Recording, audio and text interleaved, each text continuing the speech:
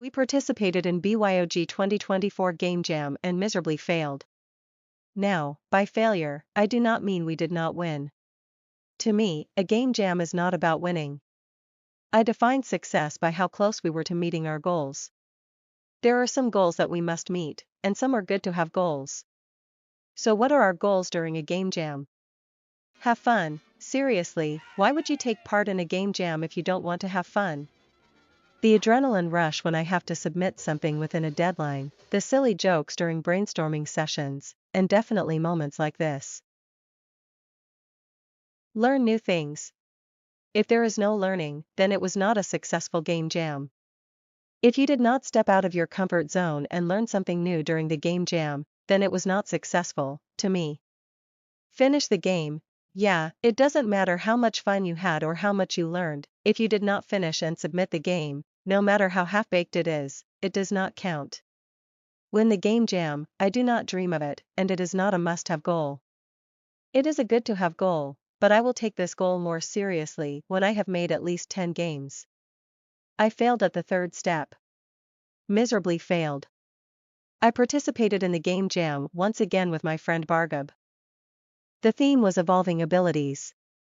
This is a really good theme, in my opinion, with huge potential. But the time duration and my skill level, both were too little. We had to search for assets and wanted it to look decent and also implement a ton of things. And we also had to settle on what we would do in the game. When I first saw the theme, so many things came to mind, like Pokemon? Or maybe the life cycle of a creature.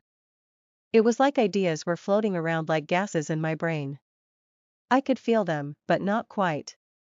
The ideas didn't feel tangible. Like, I couldn't express them in words.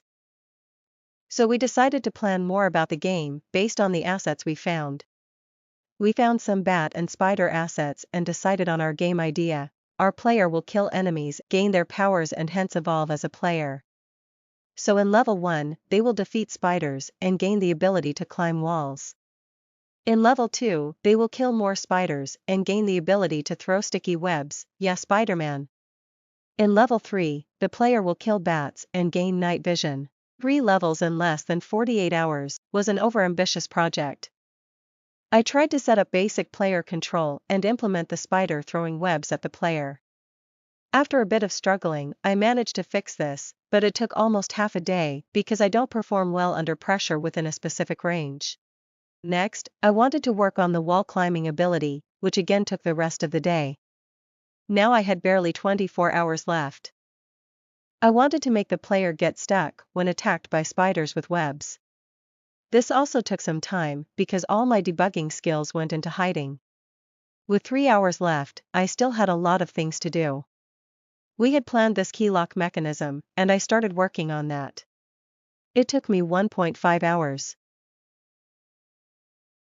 Now, with less than an hour left, I realized I had made a huge blunder. I had forgotten to implement the player attack mechanism. And with countless things left, like player health bar, enemy health condition, enemy death, player death, and many more, I realized that this game was not even half-baked. It was raw, inedible, poison. But I didn't want to submit nothing after investing 72 hours, so I went ahead and submitted a previous game submission. I know it's wrong, although the jam was somewhat liberal about pre-made stuffs, and our submission didn't align with the theme at all, so I was pretty sure it would get disqualified.